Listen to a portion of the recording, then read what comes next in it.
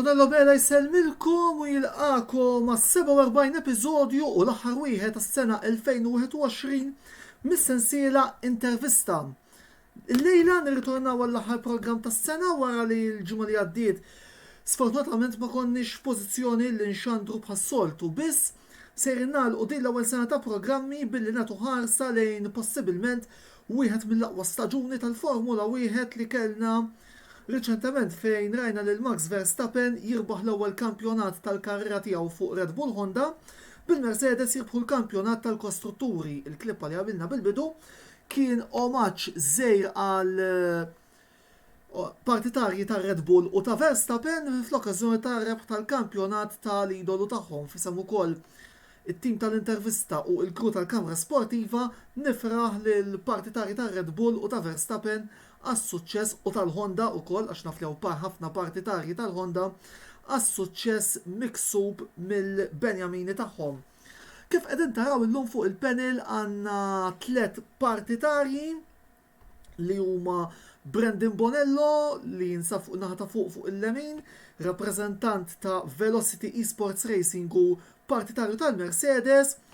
Fin-naħa ta' isfel fuq ix-xelluk għandna lil Matthew Cassarhili li huwa partitarju tar Red Bull u l-lejla fl-aħħar mhux l-inqas għandna l-unur ngħidu li fostna għandna l-bniedem li jiena nsejjaħ bħala l-guru tal-Formula wieħed lokali, il-ġurnalista kreditat mal-FIA Pierre Vella li nixtieq minn issa nirringrazzjahom talli attendew aċċettaw l-istedina li għamilnilhom biex jattendu għall-programm tal-lejla. Infakkarkom li jekk tixtiequ tagħtu xi kummenti forsi għandkom xi domandi li tixtuq issaqsu l-mistednin tagħna fuq dak li se jiġi diskuss il-lejla, intom tistgħu tagħmlu dan billi tiktbulna fis-sezzjoni relevanti illi hemm marbuta max-xandira tal-lejla. Bħalissa hemm ukoll għaddejjin diversi avvenimenti oħra ġewwa Londra l-ewwel round tal-William Hill World Arts Championship fejn bħalissa l-maddejja l-logħba bejn William O'Connor u Danny Lobby Jr. l-logħba bħalissa qiegħda 2-2. Fil-Premier League fl-Ingilterra, Chelsea xejn, Everton xejn, Liverpool xejn, Newcastle xejn. Jekk kun hemm xi bidliet fl-iskors, aħna nagħmlu dak kollu possibbli biex naġġornawkom in real time. Insomma, ejja ħalli niftħu id-dibattitu u naħseb illi jkun sewa xieraq illi l-ewwel mikrofonu intuħ il-Matthew bħala partitarju nistgħu ngħidu l-wek ta' champions tas-sewwieqa. Matthew, l-ewwel net merħba fil-programm l-intervista u grazzi ukoll talli attendejt għall-programm tal-lejla. Sa fl-aħħar Verstappen għamilha minkejja t-terturi, minkejja l-polemiċi, minkejja l-ostakli u l-kontroversi kollha, is-sewwieq Olandiż irnexxielu jsir champion tad-dinja sa fl-aħħar. L-ewwel kummenti tiegħek fuq dan it-trionf tal-Max jekk jogħġbok. L-ewwel net grazzi lilek tal-istiditni, grazzi ovvjament lil dawk kollha, ġifieri lil Honda, lil Red Bull li għamlu dan. Li tas-suċċess ovvjament seta' jkun possibbli, prożett kbira lil Max kien mument tassew sabiħ għalija u l-partitarji kollha tar-Red Bull, ġifieri naħseb li din is-sena Max kien fuq livell ieħor bħala driver, ġifieri nemmen li din is-sena verament kien ħaqqu anke tara tul l-istaġun kemm il-darba kien fuq il-podju, ir-rebħiet kollha li kellu.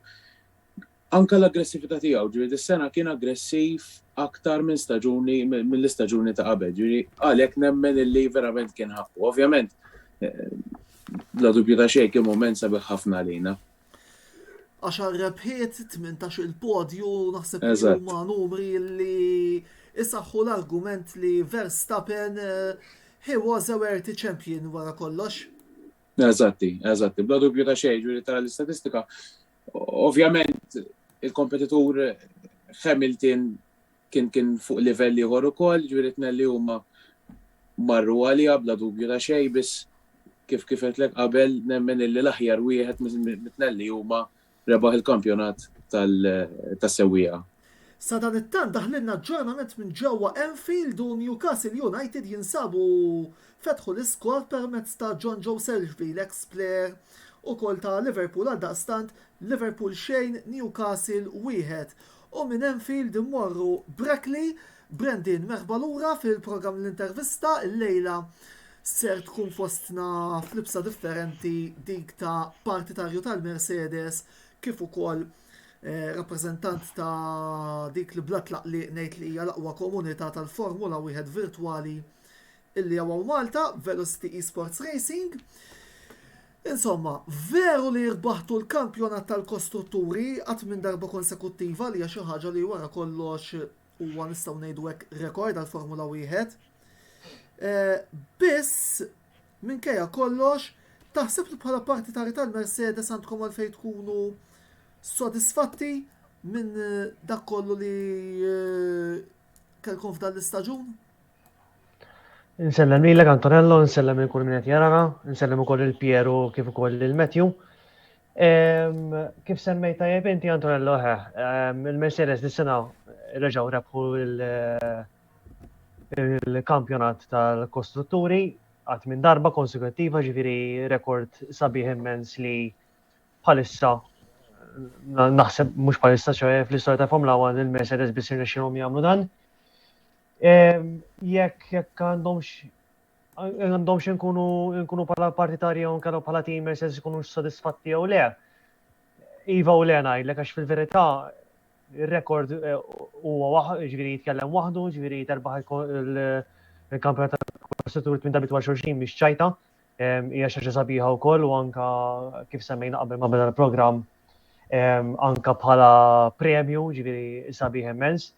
Imma ovvjament fl-aħħar mill-aħħar kull team dawk speċjalment dawk li jkunu il-top teams biex niftehmu dejjem jimmiraw l-iktar ovvjament għad Drivers Championship. U għalhekk ngħidlek għandhomx sodisfatti iva u le, sodisfatti minn banda u sodisfatti minn naħa l-oħra le. Id-diżappunt huwa kbir meta anke tqisu l-momentum li kellkom Brendan fl-aħħar ftit tiġrijiet. Ekku, Antonello, il-momentum li badna fit-tieni ħaf ta' season kien wieħed tajjeb ħafna. Fl-ewwel season rajna li Red Bull li bażikament bit performing wise f'kull track ma kienx hemm track li ma tista' tgħid li kienet daqsxejn batuta jew le, kullum kien. Fit-tieni season rajna Mercedes ġejjin bil-mod u qabdu momentum tajjeb ħafna biex irnexxina nżommu l-battalja sal-aħħar tiġrija. Pierre, ħallejtek għall-aħħar. Biss l-ewwel intik merħba fin-netwerk tal-Kamra Sportiva, ninsab onorat li lejla tinsab magħna u xtaqt li nieħu l-ewwel kummenti tiegħek b'mod ġenerali fuq dan l-istaġun mill-aktar intensiv li kellna jekk jogħġbok. Mela, ħaġa nirringrazzjak tal-istedina u nsellem il-kollegi kollha, il-Brendan, il-Matthew u lilek u dak kollha tiseguna. Naħseb kif għal tajjeb Brendan, veru, kellna kampjonat li tajt isma' kien wieħed li jimmu sanqot nistħinajt, naħseb jiena ħafna mitlila l-aħħar 10 lefs kollha bil-wieqfa mittom ma flax noqgħod bil-qiegħda li xi ħaġa pożittiva. Bil-banda l-oħra huwa tajjeb għall-isport, jiena at this moment in time forsi għaddu kmieni biex nibdew nitlu polemiċi, imma naħseb rajna kampjonat li kien wieħed mill-iktar ravviċinati u jiena rid veru naħseb biex nerġa' mmur lura biex nara kampjonat li kien daqshekk viċin kompetittiv. Mill-banda l-oħra, naħseb jiena il-Mercedes għamlu sentejn homework qabel ma biddil il-hybrid area u naħseb dak is-sentejn riċerka li għamlu wera r-riżultat għax meta għandek il-hybrid area u rebħu il-kampjonati kollha li kien hemm, jiġri ma tistax tgħid li dan it-tim mhuwiex tajjeb għax inkella ngħidlek you're following the wrong sport. Jiġri minn dak ir-rigward naħseb il-konsistenza li kien hemm tagħhom u id-determinazzjoni bid-drivers it-tnejn li huma għax da ma rridx noqgħod ngħidha xi jew ieħor. Naħseb kiena it was the focal point tas-suċċess kollu. Din is-sena naħseb forsi kellhom għadma iktar jibsa biex jirfdu dat-titlu għas sempliċi raġuni li kulħadd kollha nafu aħna li din is-sena kellha tkun transition year, kellha tkun sena li kważi jiena l-ewwel wieħed kont ngħid isma' daħal tkun staġun misru u bla interess ta' xejn. Fil-fatt rajna ishom it-timijiet gawdew fuq li kellhom. U this was a case in point. Jiġifieri għax ir-Red Bull is-sena li għaddiet spiċċaw b'karozza tajba qalu ma that's it. M'hemmx ċans għax kulħadd kienet jantiċipa li ħanibdew bir-regolamenti l-ġodda. Biss imbagħad kellhom bażi tajba u kellhom baqalhom ftit iktar development li forsi l-Mercedes ma kellhomx. U għalhekk kien sabiħ għax stajna naraw il-progression tar-Red Bull, jiġifieri bil-Magna Honda. Imma mbagħad mill-banda l-oħra jien l-ewwel wieħed li qed ngħidlek isma' l-Mercedes letteralment għamlu l-mirakli u rew il-kapaċità tagħhom li bil-limitazzjonijiet li kellhom tellaw taqtija tal-ġennu, ġifieri da bdejna naraw mhux sempliċement dominju, ma bdejna naraw isma' dit-telliqa tmur naħa u dit-telliqa tmur naħa, dit-telliqa jagħmel żball wieħed, telliqa jagħmel żball ieħor. Ġifieri naħseb għalhekk kien wieħed mill-isbaħ kampjonati li għall-inqas kellna l-aħħar 8 snin żgur. Eżattament, jiena fil-fema tiegħi ħan nitkellmu fuq nota personali ma nafx ukoll Brandon u Matthew jaqblu xmiegħi ili nsegwu l-Formula wieħed tista' tgħid mill-1994. Ma niftakarx staġun fuq lenti daqshekk emozjonanti li fin-naħa ta' fuq tal-klassifika u mhux biss ma tafx x'ser jiġri għaliex daqqa jirbaħ wieħed daqqa jirbaħ l-ieħor. Nistgħu ngħidu rajna battalji f'kull naħa tal-klassifika. Jiġifieri kien m'hemm l-ebda dubju li kien wieħed mill-aqwa staġun jekk mhux l-aqwa staġun għall-inqas li segwejt jien ma nafx Matthew u Brandon jekk taqblux ma dalqalilna Pier ukoll. Naqbel totalment, Antonello, ġifieri inni segwi l-Formula 1 minn 99, 2000, 2001. Ġifieri ma niftakarx season li kien li letteralment żammek sal-aħħar tiġrija, ġifieri ma tax fejn sejrin l-affarijiet, ġifieri għalkemm kien hemm ċertu tiġrijiet fejn karozza ddominat iktar mill-oħra, xorta tiġrija ta' wara tiġi bil-kontra xorta waħda, ġifieri kien diffiċli biex tipprevedi x'se jiġri. U titqis ukoll li rridu nsemmu wkoll li għalkemm il-Mercedes u l-Red Bull kienu l-aqwa żewġ karozzi fuq it-trek, l-ebda mit-tim dis-sena ma ġab 1-2. L-unika tim li ġab 1-2 kien il-McLaren. Ġifieri turik hemmhekk ġifieri kemm il-kampjonat kien miftuħ bejn żewġ timijiet u jkollok it-timijiet l-oħrajn ukoll jitlu daqsxejn bejniethom ukoll. U dan ukoll Matthew jiġi rifless mill-fatt li rajna 6 sewwieqa li ġejjin minn 4 timijiet jirbħu tiġrija. U xejn iżjed minn 12 sewwieq ġejjin minn 7 timijiet jitilgħu fuq il-podju li dan huwa bla dubju wieħed mill-aktar spunti pożittivi li rajna matul din is-sena. Kemm temnu li dan kien strumentali biex rajna kif ukoll diġà qed kampjonat miftuħ sal-aħħar f'kull parti tal-klassifika. Li f'telliqa minnhom eżempju jkollok il-tim tal-Williams.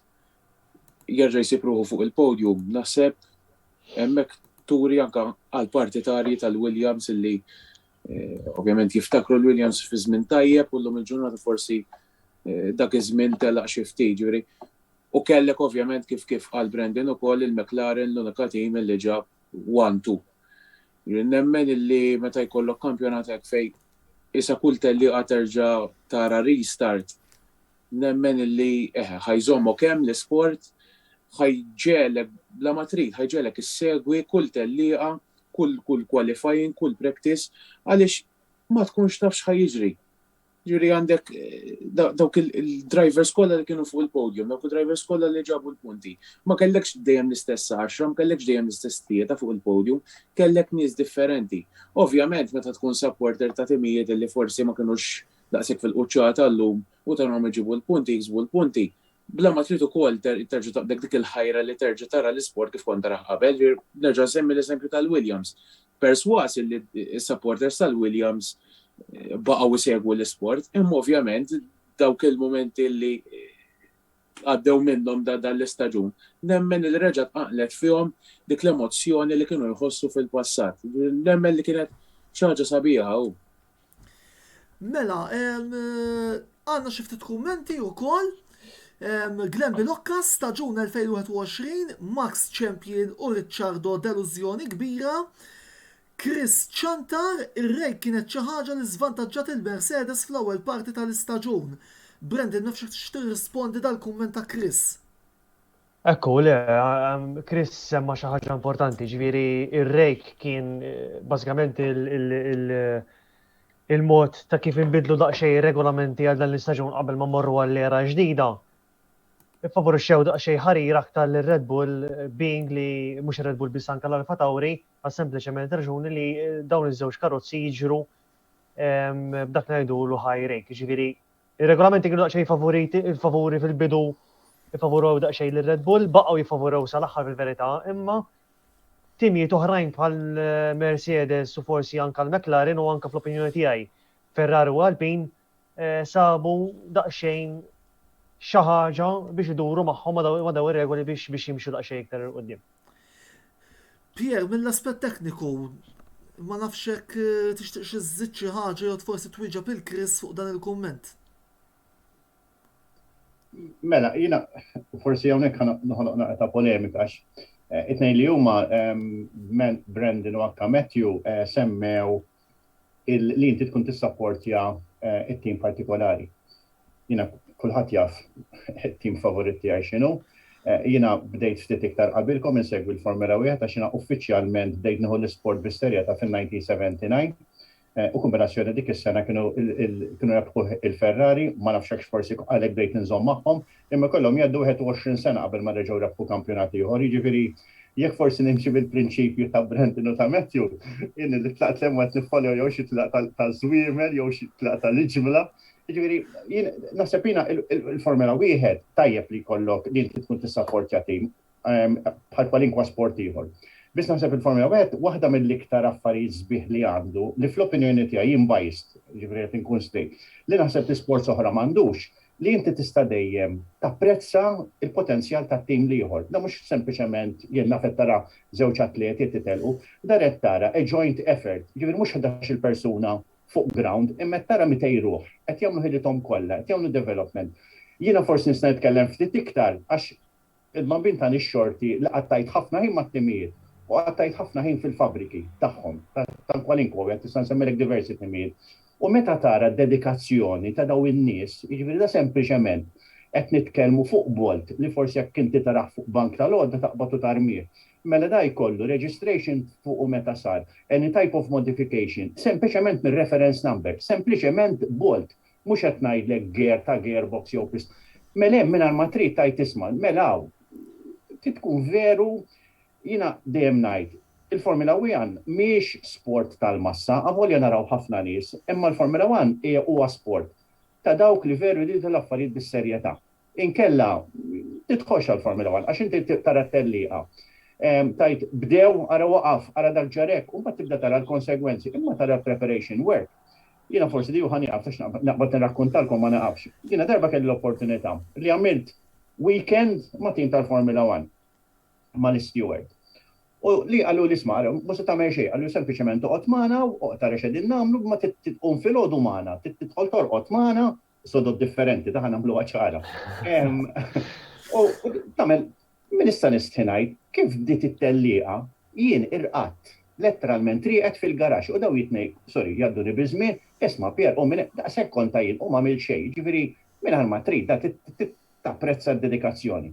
Esperjenza oħra li kelli, jiena kelli ngħid illum il-ġata x-xortjat, għax għamilt 5 laps ma' Fernando Alonso fit-two-seater, ġewwa Donington, mela ħrix mill-karozza kont tisniq lajt xi xjeba warrab. U da, sadet ngħidlek Fernando Alonso kienu fl-ewwel sena tiegħu ta' 2001 mal-Minardi.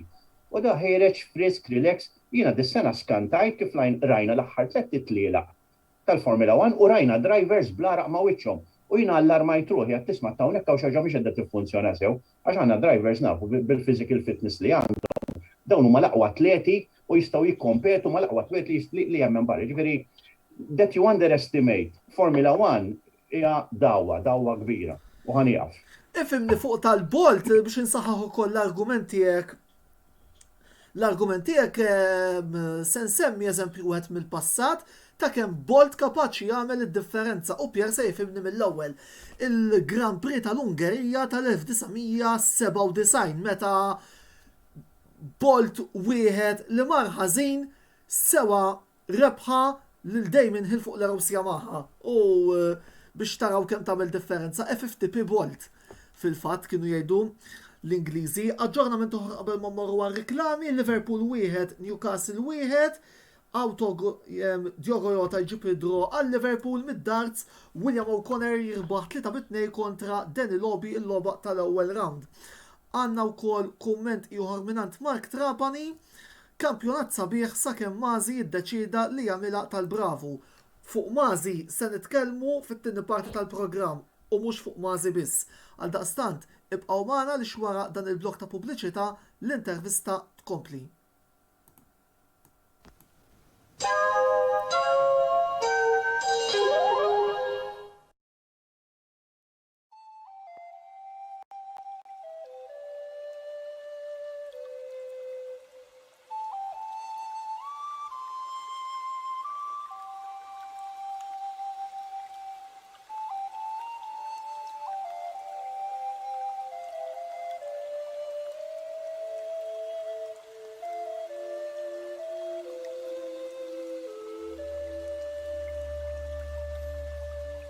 Beauty Wisdom tal-Fgura għall-aħjar prodotti u servizzi ta' sbuħija.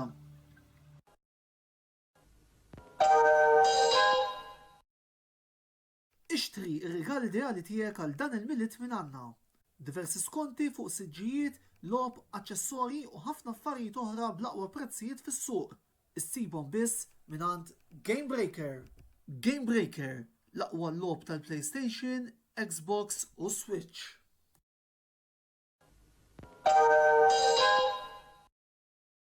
Lily's Health and Beauty għall-aqwa prodotti ta' nutrizzjoni, make-up u aċċessorji.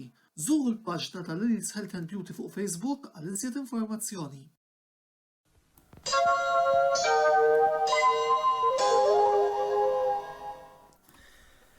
Merħba lura għal programm l-intervista l-produzzjoni ta' diskussjoni l-Kamra Sportiva it-tella kull nhar ta' ħamis fejn il-lejla qegħdin nitkellmu dwar il-kampjonat dinji tal-Formula 1 mirbuħ minn Max Verstappen il-ħadd li għadda flimkien ma' Brendan Bonello minn Velocity Esports Racing, Matthew Cassarili partitarju tar-Red Bull u l-ġurnalista kreditat ma' l-FIA Pierre Vella. Infakkarkom illi jekk tixtuq issaqsu xi domanda lil mistednin tagħna intom tistgħu tagħmlu dan fis-sezzjoni tal-kummenti illi hemm allaċċata ma' din ix-xandira. Liverpool FC sa dan it-tant jiskurjaw it-tieni gowl fil-logħba kontra Newcastle Mohamed Salah jagħmilhom 2-1 fil-25 minuta. Chelsea Everton għadha xejn b'xejn fil-waqt li fil-kampjonat tad-darts tibda l-logħba bejn Ryan Michael u Fabian Schmulzer mill-ewwel round. Li jattini logħba li għandna l-lejla ġewwa Alexandra Palace wara li William O'Connor rebaħ 3-2 il-Danny Lobby. Immorru biex inkomplu nitkellmu fuq il-kampjonat tal-Formula 1, Pierre d-darba ġeja lik u ser nitkellmu fuq il-battalja għat-tielet post tal-kampjonat tal-kostrutturi li finalment rat li l-Ferrari titrionfa fuq il-McLaren. Jiena naħseb li d-differenza bejn il-ħumur u l-papajas kienet il-konsistenza li Carlos Sainz u Charles Leclerc kellhom għad-differenza ta' Lando Norris u speċjalment Daniel Ricciardo li minkejja rebħa f'Monza ma ġabx ir-riżultati mistennija mill-klan McLaren. X'inhuma l-kummenti tiegħek fuq din il-battalja, Pierre? Naħseb jiena mill-lat ta' prestazzjoni, nitkellmu mill-lat ta' karozza l-ewwel. Naħseb jiena l-McLaren dew tajjeb ħafna. U mbagħad ta' particular stage jisu development waqaf. Filip dejna naraw din jiġu qudiem fil-ħin, isma' something was dramatically wrong. Fejn il-Ferrari bdew u kienu konsistenti. Kien hemm momenti fejn spiktaw, kien hemm momenti fejn baqgħu stati imma baqgħu għaddejjin. U naħseb mill-lat ta' karozza dak kien l-ewwel fattur li ddetermina r-riżultat. U mbagħad għandna drivers. Id-drivers jien fl-opinjoni tiegħi kelli sorpriża kbira. Sfortunatament Daniel Ricciardo reġa' għadda mit-trauma li għadda mar-Renault li jisuda u jasser issa tjaruhu mar-Red Bull jisu marx inqala minn dik l-equation. U fil-fatt rajni ħed tajdu rajt ma rebaħx Grand Prix ma rajni kienet jagħmel sforz kbir biex jidħol fir-ritmu tal-karozza. Lando Norris l-istess bħal George Russell jiġifieri jekk hemm ixnijat ma rridx inweġġaħħom tal-Mercedes li qegħdin jgħidu Lewis Hamilton ħajr tira. Jiena kważi ma ninkwita xejn għax hemm żewġ talenti enormi, jiġifieri jiena li George Russell u Lando Norris hemm tnejn mill-aqwa drivers li hemm bħalissa fil-kamp tal-Formula 1 u jalla ma jirrovinawhomx daw iż-żgħażagħ għax tnejn karattri tal-ġen very approachable and extremely talented. Mela, Lando Norris tara jiġri waħdu. U speċi Daniel Ricciardo trailing behind. Fil-każ tal-Ferrari kien hemm bil-maqlub. Fil-każ tal-Ferrari għandna Charles Leclerc tal-għajna fuq pedestal u daħli f'nixelu x-xema u dan huwa s-salvatur tal-Ferrari u sabaħu dalam. U rajna l-istess il-Carlos Sainz li wkoll rid iż-żmien tiegħu biex jaddatta, biss ir-rate of intuition li kellu mal-karozza Carlos Sainz dan kien tajjeb il-fatt tal-kampjonat ġie qabel mill-att ta' punti u prestazzjonijiet u tajjeb ngħidu wieħed mill-iktar drivers li kien konsistenti mill-att ta' placings iktar minn Charles Leclerc. Jiġifieri the bottom line kienet il-konsistenza. Jiġifieri kelli karozza li bdiet tajba ħafna mbagħad waqfet jew slowjat fejn il-Ferrari baqgħu għaddejjin graduate. Mill-banda l-oħra bħala l-erba' drivers naħseb li kelli nikklassifikhom. Ma rridx nagħti l-ewwel post ħalli ma jħu imma Lando Norris u Carlos Sainz qegħdin hemm. Biss mbagħad nagħti il-Daniel Ricciardo u mbagħad il-Charles Leclerc. Fl-opinjoni tiegħi Charles Leclerc kellu a lot of excessive pressure. Issa kienx psychological, tajb ngħidu wkoll illum reġa' tfaċċalu l-COVID dat tieni darba f'sena. Nawgurallu fejqan ta' malajr. Disperaw. Ma nafx hekk xaġa psikoloġika, biss mbagħad mill-banda l-oħra jien fl-opinjoni tiegħi l-iżbal li għamlu l-Ferrari li dan għadu ġej, għadu letteralment tifel żgħir. Ma taqbadx tabbilu responsabilta u tibda tgħidu għax ħanamlu hekk miegħek u ħanamlu hekk miegħek. Isma' ħallih jikber kif kiber Max Verstappen mat-tim tiegħu stess. Għax inti driver ta' Formula 1, he has to find his place. Imma tippruvax ittieħ inti u tajlu tittoqgħod bil fuq das-siġġu, irid is-siġġu tajlu għandek das-siġġijiet tara li mħattażel minnu. U naħseb ma' Charles Leclerc, il-Ferrari jridu naqra bikwietom daw it-tliet xhur li baqa' u jaraw kif they bring him back on track. Tajjeb li ngħidu li fil-kuntratt ta' Leclerc hemm imniżżel li jekk is-sena d-dieħla ma jipplejsjaw xi tielet u għandu l-ejector button biex jitlaq minn hemm. Jiġifieri biex jitlaq minn mal-Ferrari. Jiġifieri ifhimha. Wieħed irid jara naqra l-andament ta' x'ismu. Imma mill-att ta' prestazzjonijiet ta' li veru il-Ferrari ġew qabel il-McLaren. Biss the competition and the drivers jekk konna ntuhom gradwatorju nagħmluhom mix and match. Kienu viċini u biex ngħid il-verità kważi mhux għax Ferrari, li ma ħadgost kważi t-taqtija li bdejna naraw bejn daw iż-żewġ teams mill-kbar, x'il-kbar konna din nipprevedu sa jiġri, imma bejn il-McLaren u l-Ferrari naħseb kienet xi ħaġa li kienet interessanti ħafna.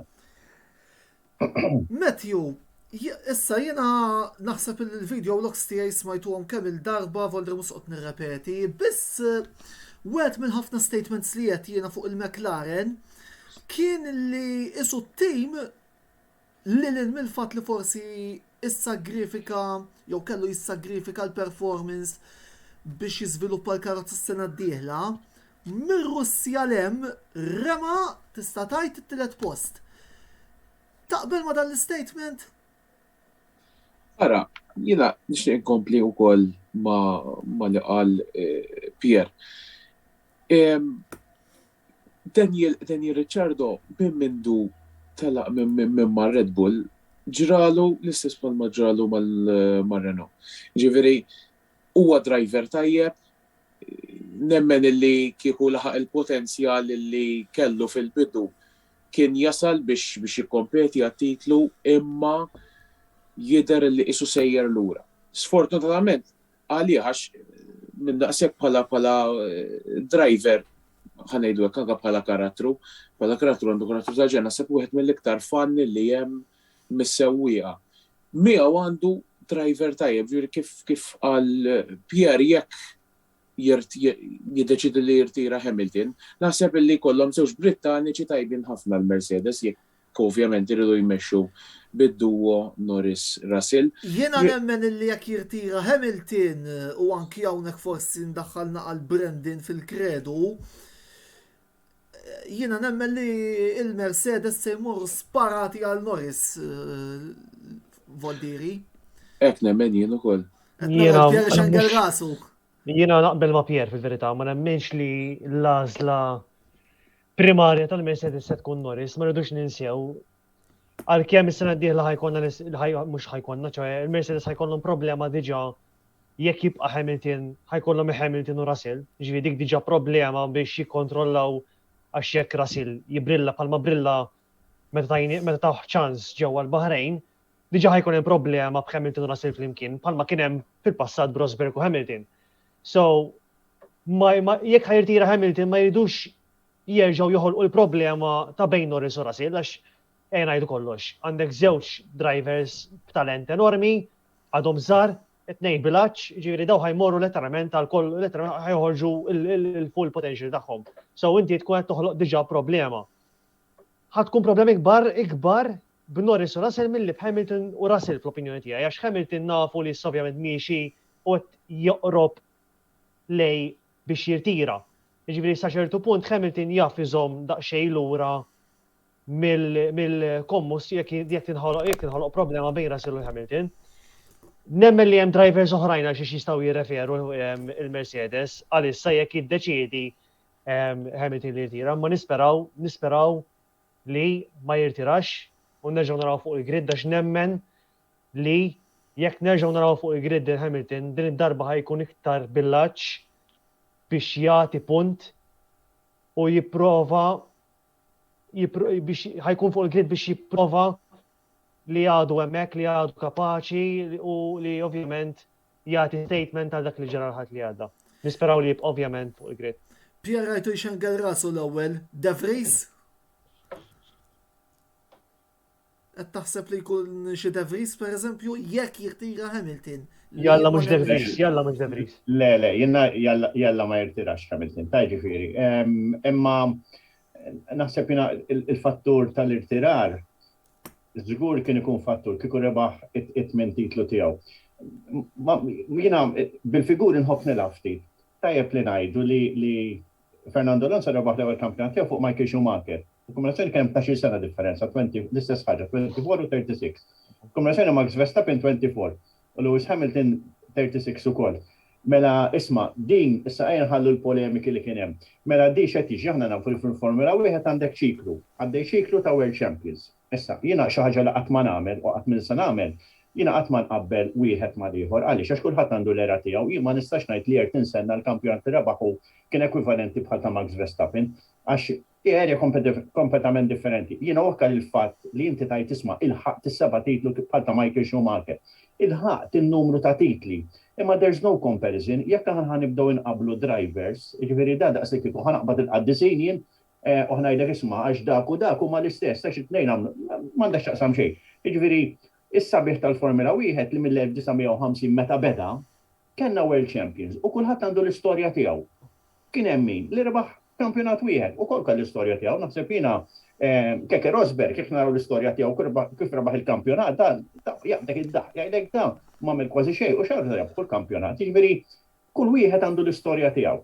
Mela, coming back to your original point, jiena jalla li ma jirtirax Lewis Hamilton. Għaliex? Għax naħseb is-sena d-dieħla, kif semma Brendan, ħajkollu għadma enormi George Russell. U naħseb hemmhekk ħanaraw stepjatura aktar il-fuq ta' Lewis Hamilton. Għax Lewis Hamilton jien fl-opinjoni tiegħi din is-sena avvolja tilef fil-kampjonat. Kienet l-aqwa sena tiegħu. Jiġifieri ma kienx hemm mument wieħed fejn ngħid isma' da illum ma affiċa. Jiġifieri meta prova jew kien hemm inklinazzjoni ħajamel żball, ikkoreġih. Mola biss fl-opinjoni. Ismani, mola stajna nduru magħha, il-fatt kif mexxa u l-fatt kif mexxa l-ħadd li għadda, għalija firma. Jiena forsi għandi naqra aktar żmien minnkom. Imma jew waħda mill-affarijiet li kienet interessanti u għalhekk qed nafas ħafna fuq Lando Norris u George Russell, jiena kont nara drivers ġodda Dom Deħlin. Li da tar entużjażmu tajda taf mill-Milizza San Stefano u fil-fatt kellna ħafna drivers brillanti li daħlu u għamlu staġun u sparixxew. Sewwa jiġifieri aħna din naraw Lando Norris u George Russell qegħdin naraw drivers li bl-umiltà tagħhom prestazzjonijiet li they're keeping within their path. Kumment li għal Lando Norris il-ħadd li għaddaw għal kieku ma ħanix l-ewwel rejs jien minnofshom ħanaddi u naqbad l-ewwel kantuniera. Jiġifieri hemmhekk qed jorik diġà hemm ċerta maturità. U mill-banda l-oħra, naħseb il-mod ta' karattru. They are so down to earth, kif semmejt inti Daniel Ricciardo. Ġifieri jiena Daniel Ricciardo kapaċi noqgħod bil-qeda miegħu sa sħaq u noqogħdu nitkellmu fuq kollox. U l-istess ħaġa ħafna, ġifieri mid-drivers li hemm, naħseb ftit huma dawk li tajt Esteban Ocon ieħor, klassi oħra ta' bniedem veru tal-ġen. Tajt li Lewis Hamilton, asna qbad nirrakkultalkom, jiena Lewis Hamilton l-aħħar nitqajt miegħu l-aħħar Grand Prix li mort 2019 ġewwa Singapore. Jien niżel it-tara ċuti għalli excuse me. Jien ħares isfela Lewis Hamilton da speċi. Għatlu għaliex jien għalli għaxina superstitius tanħat tal-poġġama li rrid ngħaddi. Ġifri waqafna bdejna ġifri hemm tara the human aspect ta' da drivers. Aħna kultant naraw nibsim bil-helmet u jdok kemm hekk u kemm hekk. Jiena waħda mill-affarijiet li ħanieqaf, waħda mill-affarijiet li ddejjaqni ħafna, speċjalment fuq social media, u mhux tagħna biss ta' mad-dinja kollha.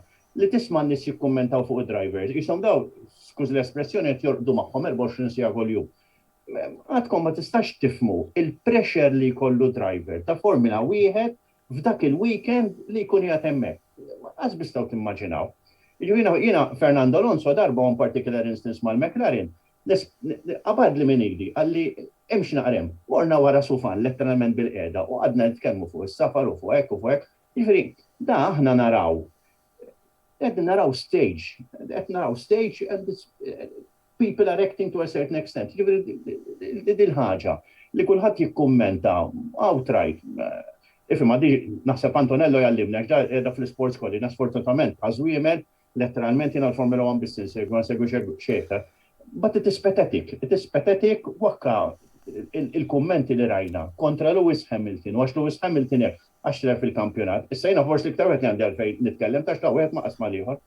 But you have to respect these people, da sejra l-posta xol, u ma jafxek xaj ritorna l-ura, ta' ġivri għagġak ħatieċ ħazina, rajna l-groġanu, ġivri kim miraklu li salva l-istess ġiviri, madux nistaħbu għara subajna. It is a very serious sport, but I'm very sorry, dal-sport u għanis li huma dedikati. Minni għatem, biex juqti kommenta nemmulaw, kiku jina nistanamel bħal Michael Massi, kolla nbidda l-regolamenti u nisfaħom kolla l-barra daw. Qabel ma naqbdu dan is-suġġett għax fuq għandna ħafna xi nitkellmu għandna wkoll xi. Niksek Antonello fuq u ħalli. Għandna wkoll xi messaġġi tal-segwaċi tagħna li nixtieq ukoll nagħtu ukoll rendi kont tagħhom. Clint Kassar insellem lil Matthew, Nsellem l-lura. Martina nsellem lu jina wkoll, Martin Attart, proset tal-programm, grazzi Martin. Domanda min-naħa ta' Mark Trapani. Taħsbu li givin kemm kellhom taqtija taħraq Red Bull u Mercedes din se tippanelizzu mas-sena d-dieħla meta għandek timijiet oħra li ilhom kważi sena u fuqhom jaħdmu fuq il-karozza tal-era l-ġdida, Matthew u Brendan. Jien nemmen li tagħmel aktar ġid. Għax rajna il-limelight li kella din it-taqtija. Ovvjament naħseb li kull driver kun jixtieq ikun f'dik il-pożizzjoni li jkun qed jikkompeti sal-aħħar tellieqa, sal-aħħar tiġrija għall-kampjonat. Ġifieri nemmen li tista' tiswa ta' ġid. Li id-drivers iż-żgħar ħaddihom dak l-aċċ biex jisma' nagħmel żewġ passi iktar. U forsi jkun hemm aktar drivers aggressivi, ġifieri is-sena d-dieħla naħseb illi jekk Hamilton ovvjament jiddeċiedi li jkompli, u ovvjament jiena nittama iva li jkompli, naħseb illi ħanaraw Hamilton daqsxi aktar aggressiv. Issa jekk ma tkunx aggressiv fil-Formula 1 naħseb m'intix driver maqtuħ għall-Formula 1. Bil-forsi li kollok dik id-daqsxejn aggressività, ovvjament ma tmurx fl-estrem, imma nemmen li iva, jrid ikollok dik id-daqsxejn ta' aggressività u nemmen li di tagħmel ta' ġid. Brendan? Għal-mistoqsija ta' Mark Trapani, ma naħsibx li se tkun ħanitkellem mal-Mercedes fil-verità insegwi kollox pala artikli u naqra fuq kollox fil-verità, ma ovvjament liktar li insegwi, liktar li naqra fil-verità jekk interessani xi ħaġa nafas fuq il-Mercedes. Ma nemminx li l-Mercedes din il-battalja se tippennelizzhom illa għaliex għax milli rajtu milli nista' nifhem jiena, il-Mercedes waqfu fil-verità id-development tal-karozza tagħhom fl-Ulju li għadda, ġifieri fil-verità daw xorta waħda baqgħu jaħdmu fil-background fuq 2022. Ma rridux ninsew ukoll li anke Mercedes ċertu personnel ma baqgħux jitellgħuhom magħhom f'ċertu GPs. Insemmi wieħed popolari wkoll, James Ellison, ma bqajniex narawh, ġifieri f'kull tiġrija u f'kull weekend, ġifieri ħallewh in the background jaħdem fuq il-karozza 2022. Rigward Red Bull, ħankun onest, mhux għax ovvjament huma rivali tal-Mercedes, imma bl-onesta kollha nemmen għandi daqsxejn ta' question marks fuqhom. Ir-raġuni hija li being li ovvjament issa il-Honda m'għadix mhux ħatibqa' ovvjament bħala magna uffiċjali tal-Red Bull, bħal speċi bħala Honda m'għadix hemm għax ovvjament huma ħajbqgħu bl-istess magni. U nemmen li dis-sena investew ħafna fiha dis-sena Red Bull. Ridu akkosta kollox jerbħu championship wieħed minnhom. Nemmen li tant tefgħu effort fiha din is-sena li jista' jkun iwa, jista' jkun tippenalizzahom ħarira s-sena d-dieħla. Imma nerġa' ngħidlek hija question mark li għandi jiena Ġifieri, qiegħed biss qiegħed nassumi hawnhekk. Mela, għanna iżjed kummenti, għanna Martin Attart li tana l-voti tijaw tal-kampjonat tal-kostrutturi illi ħana jdonkom u nfakkarkom illi l-Antopagelle finali, il-klassifika finali tal-Antopagelle, il-voti li konnati minn telliqa l-oħra għandi noħraġom, forsi noħraġom matul il-weekend. Mela, skont Martin, Red Bull 7.5, Mercedes 6.5, Ferrari 6, McLaren 5.5, Alpine 6, Alfa Tauri 7, Aston Martin 4, Williams 6.5, Alfa Romeo 4.5 u Haas mingħajr voti. Pierre, taqbel magħhom? Iva u le. Jiena forsi xtaqt nikkummenta naqra fuq li għal Brandon speċjalment inħabba development. Rridu niftakru wkoll li din is-sena għad fil-bidu dik kienet sena ta' tranzizzjoni, ġifieri t-timijiet kienu ġejjin jippreparaw. Li 2021 kont diġà nibdew regolamenti ġodda. Jiġifieri ma kienx hemm dik il-perjodu li kif kien jiġri qabel, inti normalment tim tal-Formula 1 kif jasal qabel ma nibdew għax istanna l-holidays tas-sajf, imma normalment qabel kienet kif jaslu Silverstone. Il-tim jagħmel naqra homework jgħid isma' ħares aħna għandna ċans biex inkomplu nissirtu fejn qegħdin. U kif diġà tkellimna qabel ma bdejna bil-programm, it-tim ikun irid jieħu drivers champion, imma il-constructors huwa dak li jrendilu l-flus. Jiġifieri dak kull punt li hu jakkwista tajli ma t-timijiet għandhom bżonn il-flus, għasfulli għandhom bżonn il-flus il-Mercedes, il-Ferrari u għakka l-oħrajn l-etalhom it-timijiet iż-żgħar. Jiġifieri normalment Silverstone kif tajt ismajna s-sena għamel ħankom bil-żviluppa l-karozza, dis-sena kellhom naqra ta' advantage, fis-sens li il-karozza tas-sena d-dieħla kważi lesta. Kellna timijiet li kważi kienu naqra avventurużi fid-design tagħhom, rajna diversi partijiet deħlin li bdejna jgħidu isma' da fejn deħla fil-configuration. Rajna ħafna testijiet fuq it-track dik li tisseħ ir-rejk li ma kienu jagħmlu xejn skont il-karozza li kellhom, għaliex kienu qegħdin jieħdu reading isma' pereżempju bit-tires u ħaġa oħra. Jiġifieri jiena pjuttost inħares lejn l-aspett is-sena d-dieħla u nispera li mhux se jkun hekk. Nispera mhux se jkollna glorified Formula 2. Nispera biss li mhux se jkollna glorified Formula 2. Biss li hemm pożittiv żgur li bqajna deħdim dar-ritmu sal-aħħar. U nista' assigurakom li minn issa sal-ewwel telliqa li ħajkonna fil-kampjonat li ġej, naħseb l-Andrelina ħatqbad baqba. Avolja Max Verstappen għaw ftit tassijati lu għal għandim bżonn nagħmel ġimarijiet, imma naħseb jiena l-istess Fernando Alonso għal nixtieq li Baħrejn u għal ġimgħa ħaneġa nibdih il-kampjonat. Jiġifieri ejja ħanaraw għax wieħed ma rridx jitfa' il-kulħadd jiena nemmen li l-ewwel ftit races li ħanaraw is-sena d-dieħla bħal kwalinkwa kampjonat ieħor ħajkun diġà titina indikazzjoni minnu tepu minn ħażin. U għavoli ħajkun kważi kulħadd l-istess. Short and sostnew ngħid li il-Mercedes will be a force to reckon. Jiġifieri nistgħu ninsew l-oħrajn, naqbel ma' Brandon x'insemma l-biċċa xogħol tal-Red Bull li għandhom edit pressure għax daw fil-li qed jirċievu l-magni għandhom lesti fil-li daw in-house issa ħajbdew jiġifieri bażikament għandhom production unit ġdida ta' magni which is practically something totally new u this can add more pressure għalihom, sewwax bħalissa għandek kollox lest u da ħanibda naħdem għaliha.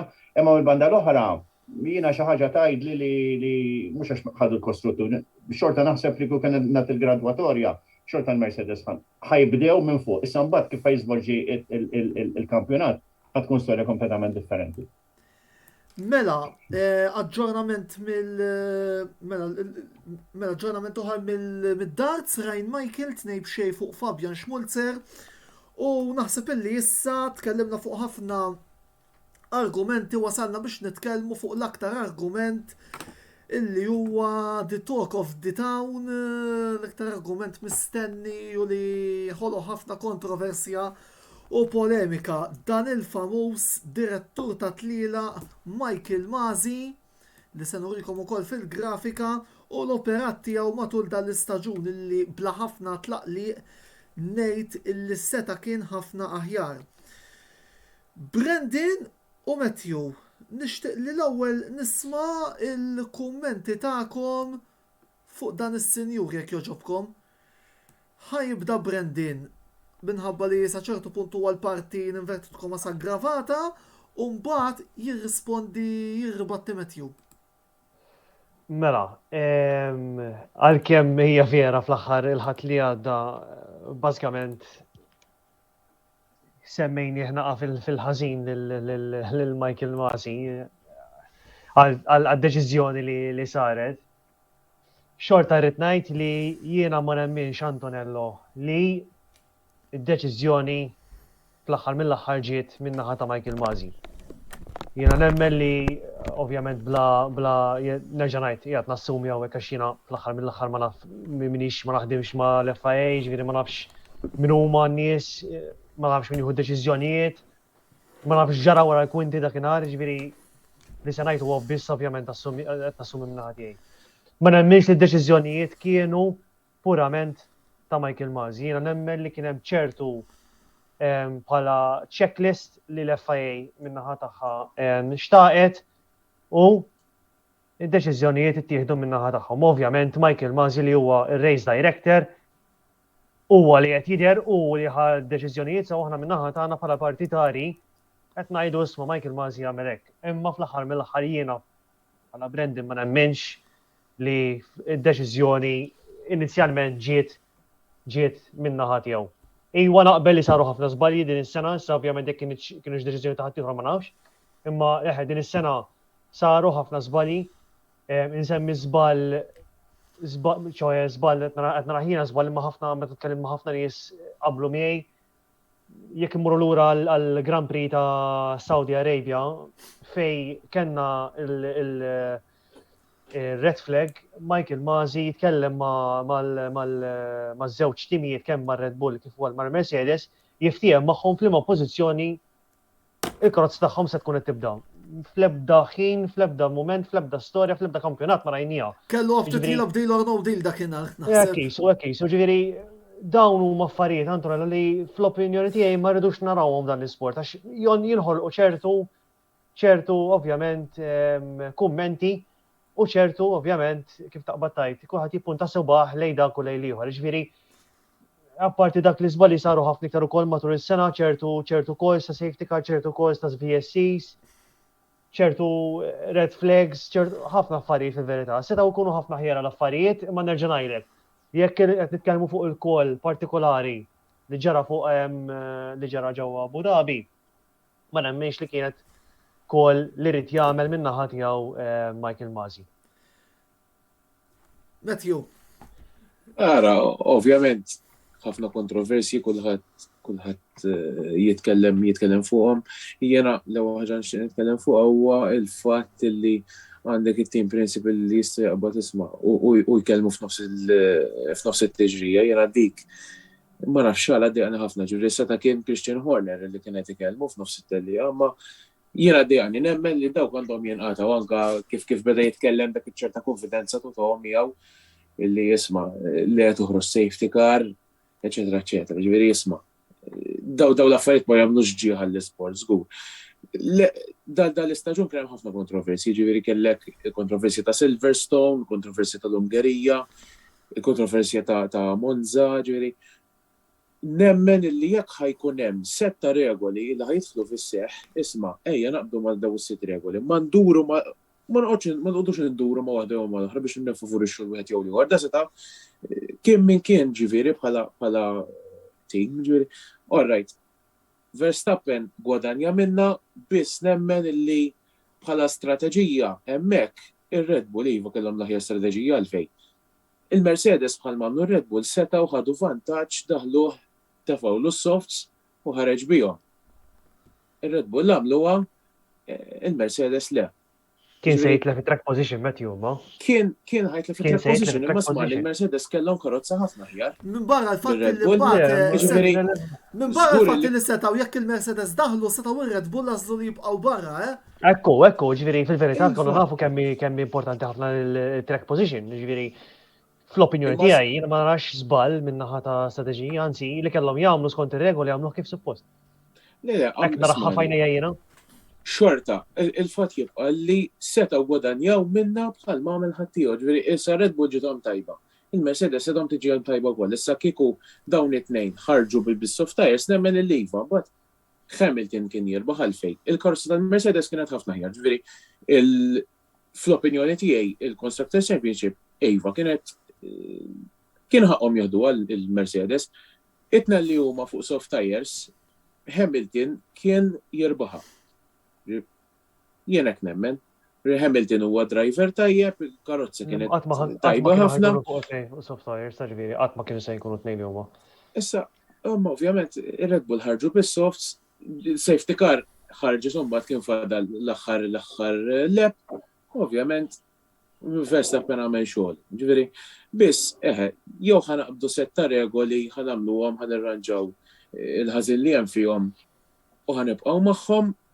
Ma naħsibx kif għal Brendan illi minn mażi biss jiġu ġifieri nemmen illi hemm tim u jieħu deċiżjonijiet u ovvjament l-opinjoni l-oħra li iva li it-principal jista' jitkellem ma' direttur ta' tiġrija f'nofs it-tiġrija jien per se nara żejda. Ġifieri nemmen li dik għandha tinqata' wkoll. Pierre, sakemm kontu qed inti titkellmu rajtu joħroġ naħseb il-ktib ta' regolamenti. Nixtieq nisma' naqra tiegħek fuq għadi Pierre tal-aħħar dawn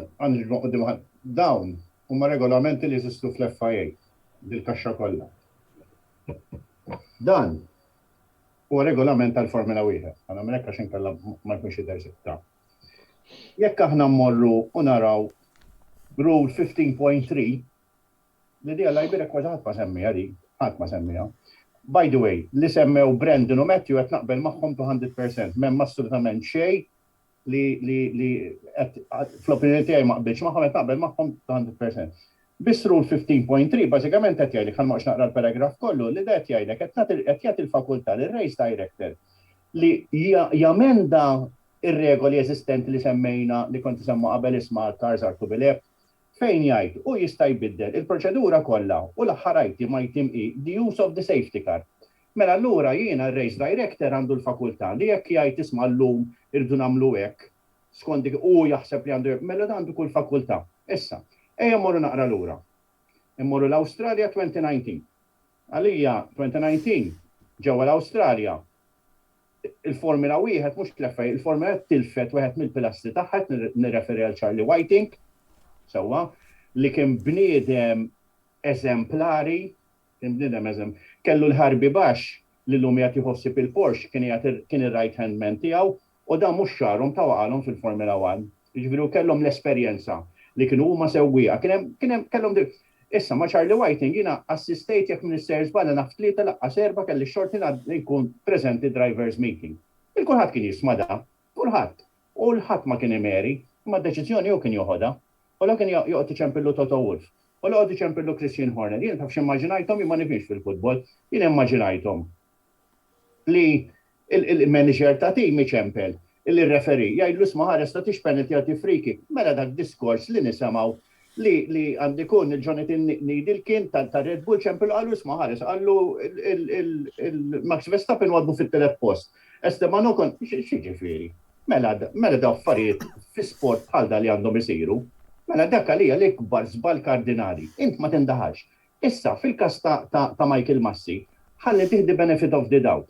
Da kien understudy ta' Charlie Whiting, imma da illum jagħt understudy u jagħt relax għax għandu tnejn min-nies u qed speċi u kull ma jagħt understudy. Da f'qam filgħodu qalulu oj, hawn kollox f'idejk, tajli ma' 2019 u qegħdin 2021. Żomm naqra. Ir-regolamenti qegħdin hemm. Imma biex inti ħodha deċiżjoni b'karozza għaddejja 180-200 km fis-sija baqalek 6 laps biex tispiċċa tellieqa. Jiġifieri d-deċiżjonijiet mhux eżattament jista' jkunu daqshekk faċli. Barra minn hekk tajjeb li ngħidu li dal-ktieb kull tim għandu bażikament minn 2 sa 3 min-nies li xogħolhom hu li jħarsu lejn dar-regolamenti u jaraw fejn jistgħu bil-Malti jduru round the corner biex naraw kif ħalli ma nsax dik il-kelma x'qegħdin on public domain hawn. Jiġifieri dawn huma affarijiet li jsiru. Issa, sar żball jew le, jiena bħala ġurnalista ngħidlek, bħala ġurnalista qiegħed affidjat mal-FIA. Kien hemm drabi u kien hemm Grand Prix fejn aħna wara t-tellieqa kienu jiġbruna f'kamra u niddiskutu l-andament u ħadd ma jkun jaf xejn. U kien hemm drabi fejn kienu nisma' sar hekk, toħorġu wiex hemm barra.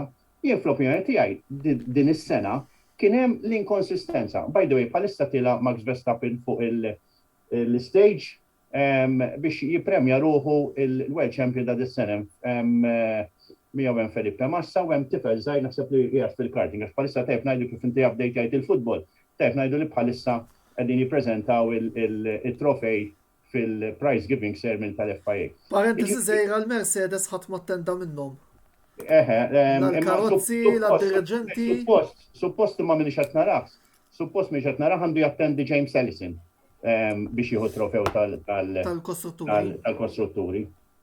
Jiġifieri coming back to the argument, x'kien hemm? Din is-sena kien hemm inkonsistenza fir-regolamenti. Jiġifieri kif ittieħdu d-deċiżjonijiet.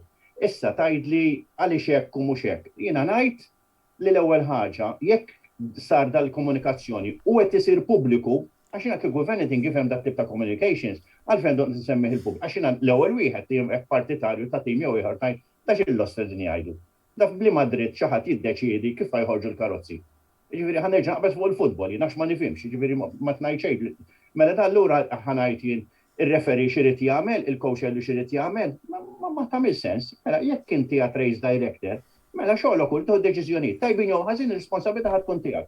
Issa sa jiġri minnu, jiena m'iniex pożizzjoni li nitkellem f'dan il-mument, biss il-fatt li l-FIA acknowledġjat li saru nuqqasijiet tul is-sena kollha, speċjalment fl-aħħar tal-liqa, u qegħdin jistennew li jsir rapport sal-aħħar ta' Jannar biex jiġi diskuss mat-team manager, diġà l-ewwel pass. Biss ħanerġa' ngħid.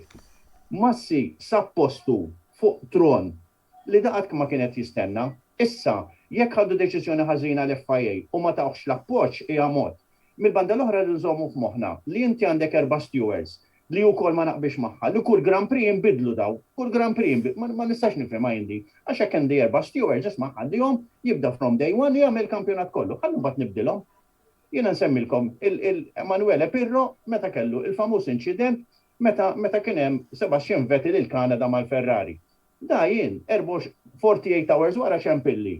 Għallin qed nikkonsidra li nbiddel ismi għalli daqskemm lajt titli għax ħadd deċiżjoni, jiġifieri for Christ's sake, da bnidem uman kif inhu kulħadd, let's give him the benefit of the doubt, tajdi għax il-Mercedes ħajdu kontrija.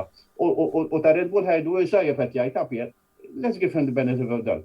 Jiena xorta ngħid li they have to get their house in order. They have to get their house in order għax kif ġew iċ-ċirkostanzi, wieħed jibda jgħid isma' di kienet lesta, kienet magħmula għamilnek, jiġifieri fimt? And I rest my case. Mela, fil-fatt għandna kumment minant Mark Trapani hemm setta proċeduri li dejjem isiru meta toħroġ safety car. Din ma kienx l-ewwel safety car fil-karriera ta' Masi u ma kellu għalfejn jibdel xejn. Xogħol li ħares is-sigurtà tax-xufiera mhux li jsebbaħ il-Grand Prix. Ma ninsewx li fl-2012 Sebastian Vettel ħal kampjonat wara is-safety car.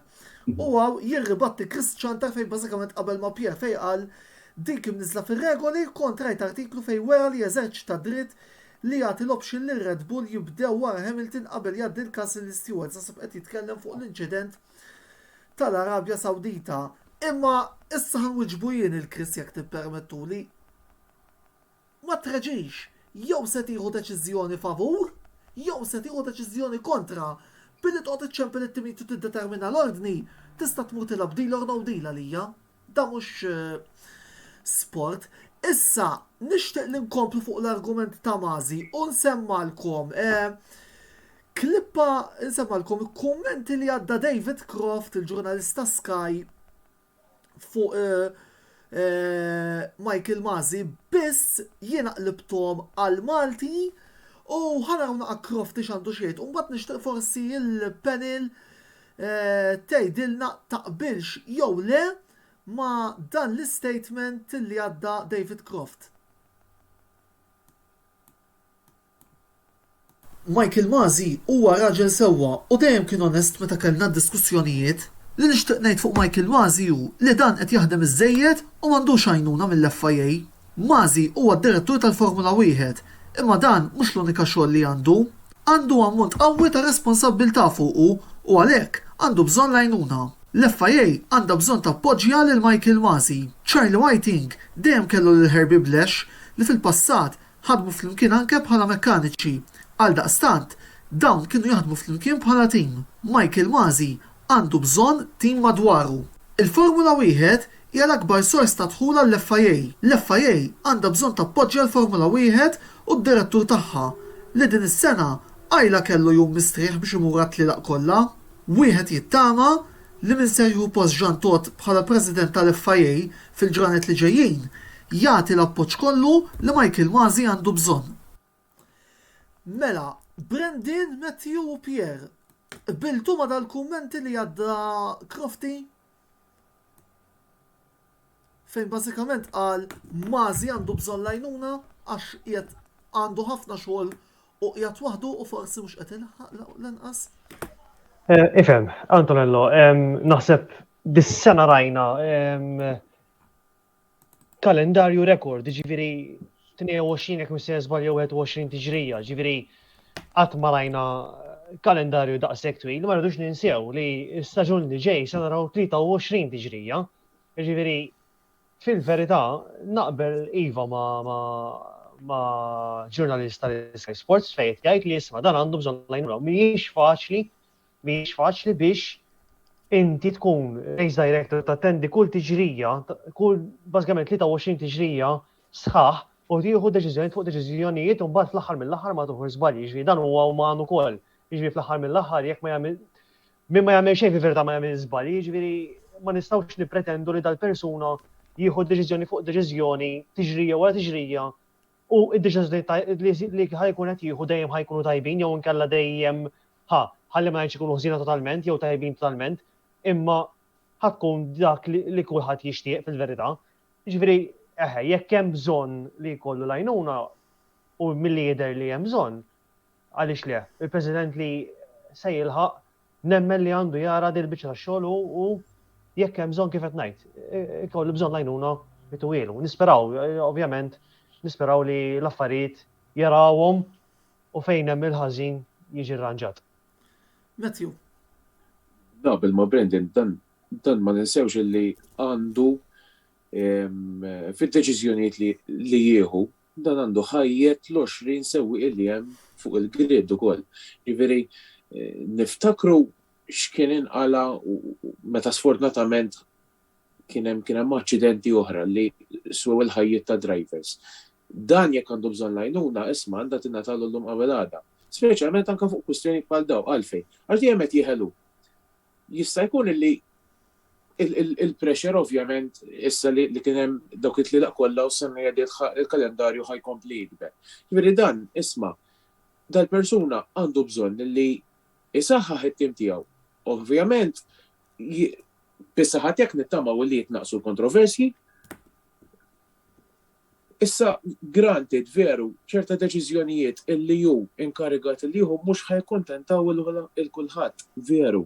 Hemm ovvjament dejjem nittamaw li l-FIA taħdem biex kulħadd jieħu gost isegwi tliela. Ġifieri jekk dan ħajkollu tim tajjeb miegħu, ħajkunu qed jikkollaboraw tajjeb u ħajjaraw li jitnaqsu dawn il-kontroversji nemmen iva. In-nies ħajħdu gost aktar jaraw dawn tliela. Why not? Ġifieri u jafu aktar minni, ġifieri jekk hu qal li huwa mhux raġel ħażin, jien żgur li mhux ħammer, ġifieri perswas li d-deċiżjonijiet li dak il-ħin ħass li huma d-deċiżjonijiet tajbin. Pierre, tixtieq iżid xi ħaġa fuq il-Crofty? Ħanejlek ewwel ħaġa bħala persuna jiena kellimtu diversi drabi, nista' ngħidlek li huwa persuna normalissima. Il-pressure jgħatem, jiena forsi mmur pass lura. Għax aħna tinħarsu lejn l-aspett. Dar-raġel fid-daqgħu il-ħin sab ruħu taħt il-bojja u hemm miljun ruħ kulħadd qed jaqtalu rasu barra. U għandna l-partitarji tal-Mercedes u għandna l-partitarji tar-Red Bull. Kieku l-istorja kienet differenti, kienu jqalbu r-ros. Ġifieri di rebaħ minn rebaħ li ħadd li għadda żgur li kien ta' għaddi kontroversja, nibdew minn hemm. Waħda. It-tieni ħaġa jien nagħmel pass lura. Jiena kieku naqbad dak iktib li orejtek. Minn hemm nibda jien, qas nagħmel nibda minn dak. Sewa għax dak ir-regolamenti jinbidel kull sena u hemm drabi li jekk f'nofs sena jinbidlu regolamenti. U regolamenti mhux eżattament għandek l-10 mandamenti ta' xkultant akka dawk inħawat jien. Għandek ktieb li wieħed jirreferi għal ieħor u mbagħad mur għall-Apex u dak l-Apex mur għal ieħor. U mbagħad għandek NX, jiġifieri biex jissib xi ħaġa. Mela l-ewwel ħaġa nissimplifikaw l-affarijiet.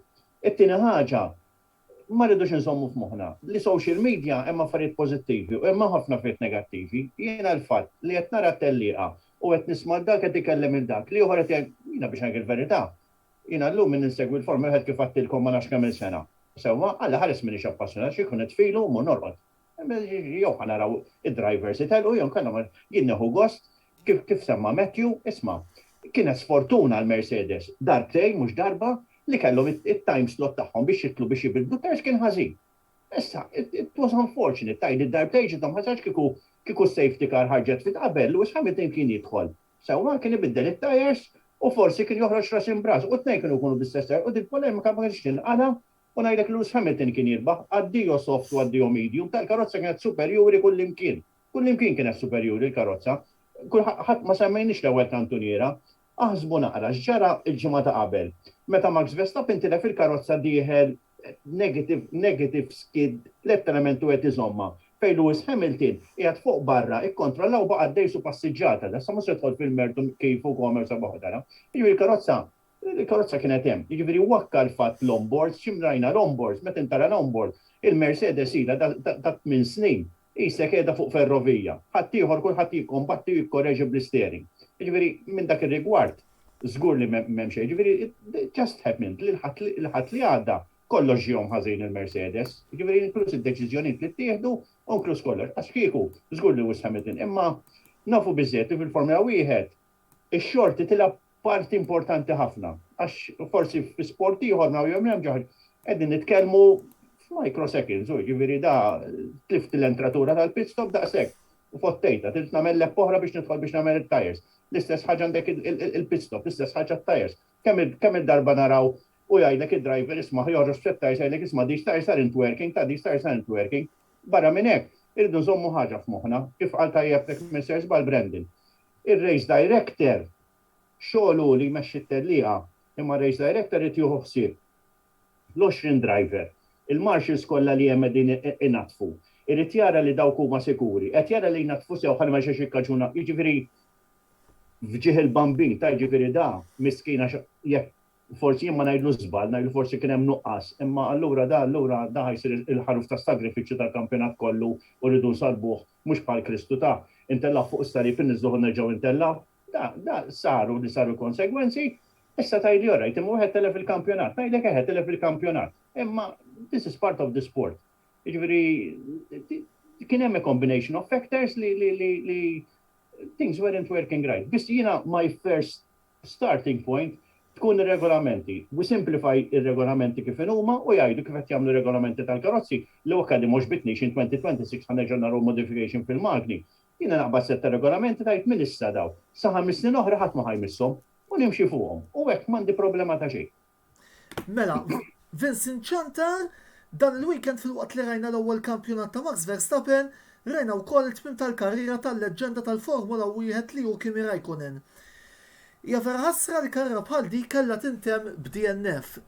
Vincent, nixtieq ukoll ngħidlek illi f'Jannar għandna ħsieb li nagħmlu programm li jkun apposta fuq il-karriera ta' dan il-leġġenda li ġib l-isem ta' Kimi Raikkonen, jiġifieri mbagħad fuq Raikkonen ser nitkellmu żjed il-qudiem f'Jannar. Martin Attart reġa' jkdbilna Alonso issorprenda dis-sena sew u Efrom Tabone tant kemm konna ffukati fuq Max u Hamilton li kulħadd nesa id-drivers l-oħra bil-Formula Wieħed b'kollox tistennija meta tqis ukoll dak kollu illi kien hemm at stake.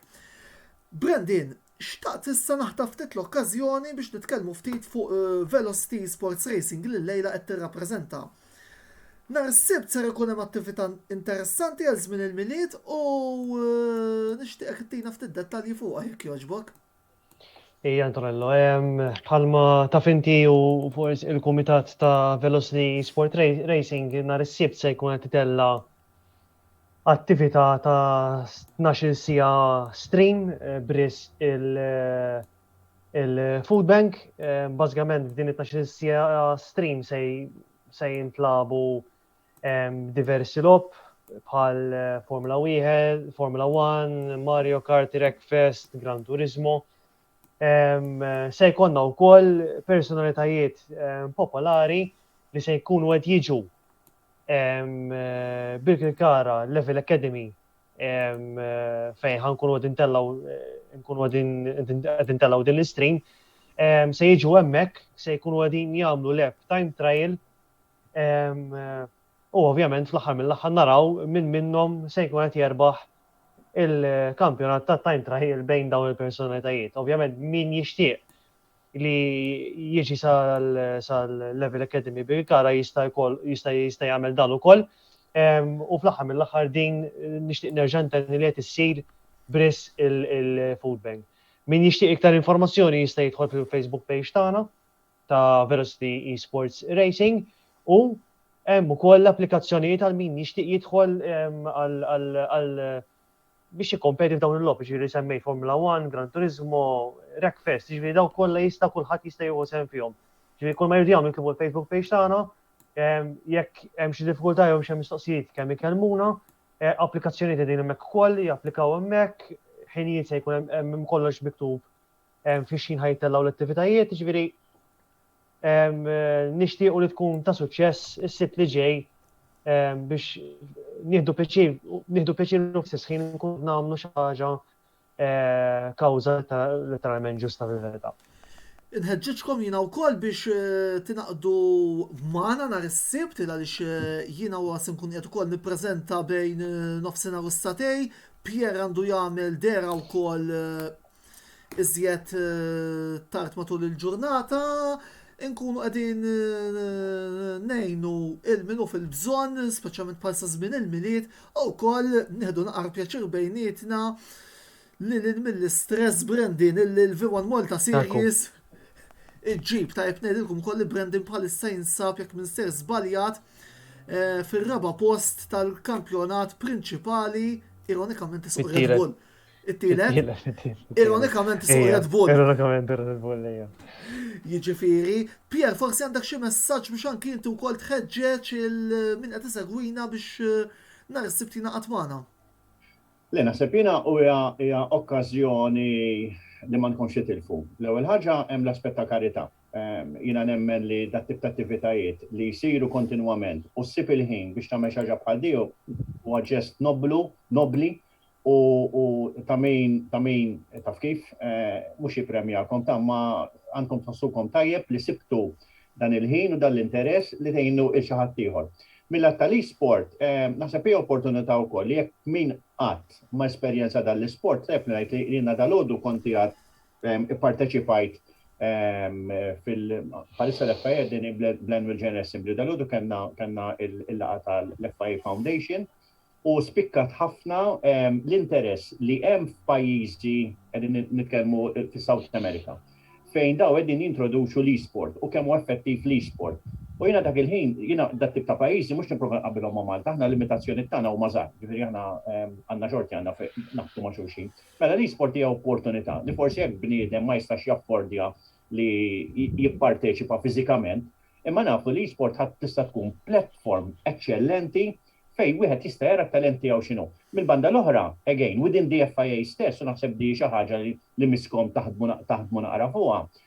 L-FIA stess ukoll tippromovi u tgħin entitajiet f'diversi pajjiżi fejn ikun hemm dak tip ta' sport u ifhimha rajna diversi parteċipanti li marru tajjeb postijiet oħra fejn intażlu u telgħu biex jipparteċipaw f'affarijiet interessanti. Jiena di parentesi m'għandix taqsam mal-e-sport imma ħanajdilkom kif tistgħu navvanzaw. Jien għamilt 3 snin intella drivers tal-karting minn hawn Malta għal championship ta' Red Bull. Ġifieri dik kienet opportunità tal-ġen minn huma naħbib sissa, ġifieri ta' orajt, imma għallinqas tagħti dik l-importanzjoni. Ġifieri jiena veru nħeġġixkom u hekk isma' qatt ma pruvajtuha u mhux qed ngħid ġuventur u tfajliet, subien u bniet. Ġifieri tajjeb li tippruvaw għax hi xi ħaġa brillanti, hija xi ħaġa eċitanti, jiena m'iniex daqshekk tajjeb fihom, imma jiena kelli x-xorti li provajt simulator ta' Red Bull, ġi tal-Formula 1. U affaxxinajt ruħi, niftakar kont qed nagħmel il-lep ta' Sepang u għall-isma' għalli xi trid, għalli temp kif tridu, għatlu inti bis-serjetà, jiena ħsibt bil-kompjuter ħanara x-xita, għalli kif trid, għalli trid l-umdità, għalli trid ix-xita, xi trid. Għatlu le normali, jina nsertajt il-Malaysia morta Grand Prix, għatlu mek mux umdita għalli tħabbera seċi, għalli tilbist il-helmet imma, u għaddej da simulator, fl-ħirmet letteralment, nħoss, in-nida ġeja ġewiċċi ta' u l-arja sħuna ġeja wiċċi. Għatlu smat, lo għandkom xaġa tisħon, għalli mux inti tlab mill-Malaysia. Ġiviri, deparenti, ġiviri, nħagġiġkom ħafna met jismana u naħseb Antonello Tajpri forsi tibbombardjaw ftit fuq Facebook, għax di opportunità tal-ġen għal specialment għaż-żgħażagħ u għaż-żgħar li jaraw dat talent forsi moħbi li għandhom li jiskopru x'inhu. U għal darbohra x'għandkom prospett għax il-fatt li daħħaltu l-karità neħilkom il-kappell, għavolja m'għandix wieħed. M'għandix dubju illi Brandon li wkoll jifforma parti mill-kumitat immexxi minn Mario Bellizzi qegħdin jaħdmu bla qatih biex din l-attività sseħħ ukoll nixtieq ukoll insellem lill-kollegi għaliex fil-ftit tiegħi wkoll jiena għadni nifforma parti għalkemm forna marġinali fil-kumitat ta' Velocity Sports Racing il-kumplament tal-kumitat. Matthew min-naħa l-oħra inti wkoll xtaqtek tgħidilna kemm tgħid fil-qosor però fuq il-paġna li tmexxi inti li hija The Godly Meme Crew. X'tgħidilna dwarha? Dejva, għandna paġna nsellem lill-ħbibtiegħi li immexxu din il-paġna flimkien Vincent Ċantar li għadu kif ikkommentaw lil Russell Busuttil. Aħna nagħmlu l-memes u f'sens din hija xi ħaġa li nagħmluha biex taf inti nippruvaw nislu bis-sejma fuq wiċċ nies. Inti Antonello ftit ilu wkoll kont parti minn meme ħanejdu hekk ir-ritratt tiegħek. Kienet meme tajba ħafna. Tajjeb. Grazzi tal-li taftuħu ċajta wkoll ġiri ritratti li nsibu ma' pubbliċi ħalli ovvjament dejjem nirrispettaw il-liġijiet tal-GDPR. Imma daku l-antana li aħna kull ma nixtiequ nferħu dak li jkun hawn ħafna dwejja llum il-ġurnata nixtieq ngħid prosit ukoll lil-Brandon għal dik li ħajorganizzaw nhar is-sibt naħseb dawk huma l-aħjar żewġ affarijiet fil-ħajja li titbissem u li tgħin fil-karità. Mela, l-aħħar domanda li nixtieq insaqsikom qabel ma nagħlqu l-programm tal-lejla kien ftit twil naf imma naħseb li kien dovut.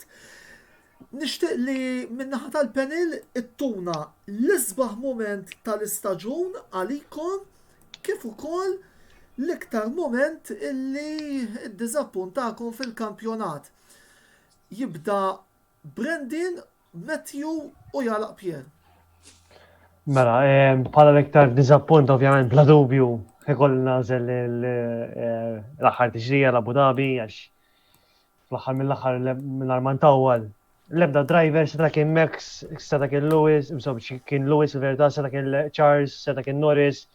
Any driver, l-ebda driver ma jkun ħaqqu jitlef il-kampjonat dak il-mod. Ġifieri għalija kien l-ikbar dizappunt dan l-istaġun.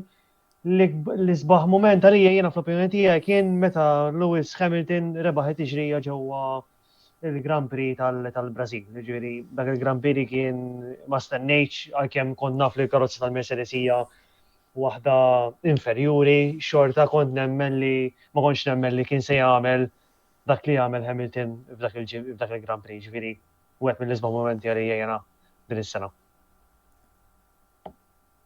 Matthew. Jiena għalija naħseb l-iktar moment ta' diżappunt kien f'Baku, Max fuq quddiem, imur tajjer, indek biss naħseb li dakinhar kien kapaċi jikseb il-25 punt, imma m'hemmx tagħmel ovvjament. U ovvjament l-aktar moment li għalija li kien nisbaħ moment kienet l-aħħar lep fl-aħħar tiġrija li ovvjament is-siġillat lil-rebħ tal-kampjonat tal-Max. Pierre.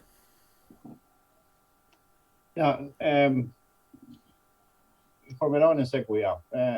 Ma nħobbx ngħid l-isbaħ u l-ikraħ. Biss moment li veru ħadgost ħafna nara kien id-deni Ricciardo fuq il-podium. Għalija jiena dik ir-rebħa tiegħu ma nafx hekk, speċi ta' biex ħadd minnkom diġà kummenta fuq, Deni Ricciardo u wieħed minn dawk il-karattri ġew Formula 1 li naħseb li he manages to keep a smile on everybody's face. Ġifieri u l-Formula 1 għandha bżonna għax aħna ngħixu bħalissa b'dil-pandemija, naħseb kulħadd għaddej stressjat waħda u sew, u kultant naraw il-negattiv biss, u naħseb Danny Ricciardo huwa persuna li naħseb kif kun id-disprat ukoll jirnexxielu jiddaħħek u jġiblek dik id-bissima. Ġifieri għalija jiena li rebaħ u rajni fuq il-podium kienet ċarġa sabiħa. Mill-att ta' momenti koroħ. Jiena pjuttost ngħidlek Silverstone Max Verstappen, Monza meta taraw it-tnejn fuq xulxin, u affarijiet koroħ mill-aspett li tajt dak il-ħin tibda tajt isma' għal ħares għadda ġralhom xi ħaġa, imma mbagħad mill-banda l-oħra tirringrazzja l-bambin is-safety factor li hemm ġew Formula 1 u tajt isma' ma Formula 1 huwa storja sabiħa ħafna u enċiklika ta' momenti sbieħ u forsi oħrajn drammatiċi wkoll għax ma ninsewx li tal-aħħar snin kellna Jules Bianchi li tlifna u ġifieri kellna diversi drivers l-isfortunatament tlifnihom kapriċċjożament tajt aħna din nitkellmu fuq rep ta' kampjonat fuq safety car. Jules Bianchi veru mhux destin ta' kien ma xi ħadd letteralment qallu int qatijaf minn tista' tgħix iktar. Kien hemm a combination of factors tajt torta min kien, torta dak, torta ieħor, jiġifieri ejja ngawdu dal-mument, ejja ngawdu dal-rep u t-telf flimkien. Għax inħoss li kif jgħaddu dawn l-4 ijiem, everybody will be even stronger. Ma nżommux f'moħħ, ma rridux ninsew li l-aħħar telliqa, l-ammont ta' nies li raw it-telliqa saħalli għal spiċċat kif li ma kinux li ma jinteressax ruħhom fil-Formula 1 għas sempliċi raġuni li żewġ drivers il-medja qalu isma' daw spiċċaw fl-istess post kien diġà hija xi ħaġa pożittiva. Jiġifieri jiena nħoss li din it's an experience li fil-fatt bħalissa jinkwadraw il-James Ellison fuq il-waqt jiġifieri ħajkun hemm xatt ħajġbor it-trofew tal-kostrutturi. Jiġifieri di ħadd tkun xi ħaġa li bottom line emminu bħal-istet jieħu gost, bħalu minnu mdejja u forsi naqra on the bad side, imma this will make everyone stronger, and I believe li s-sena diħ ħajkonna kampjonat hopefully jkun eċitanti kif kena din is-sena.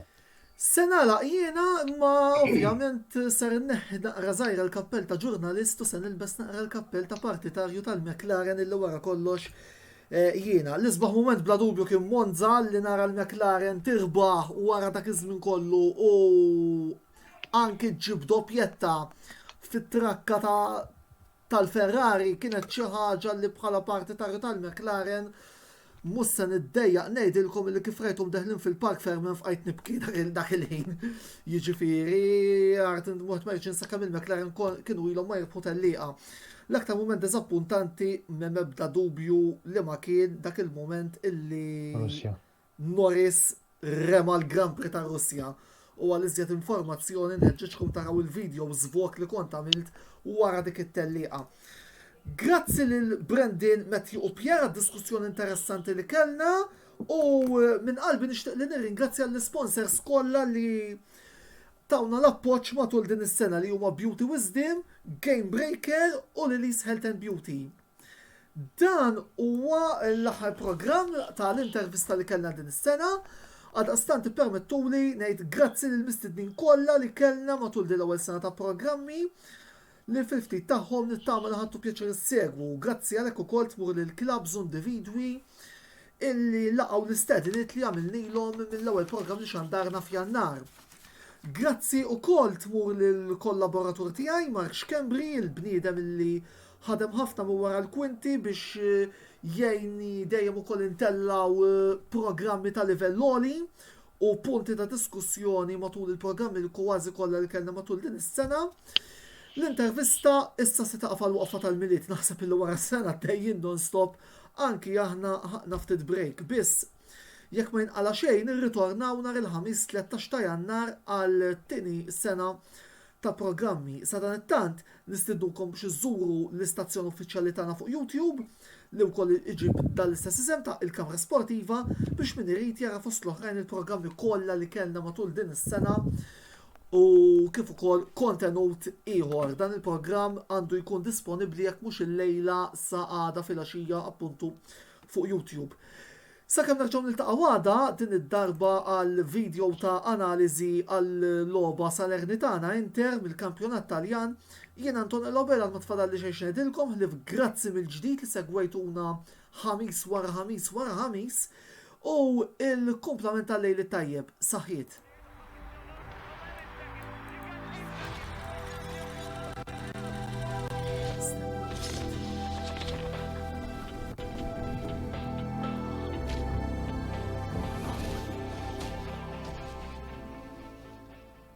L-intervista ġiet wasla lilkom minn Beauty Wisdom, Game Breaker u Lily's Health and Beauty.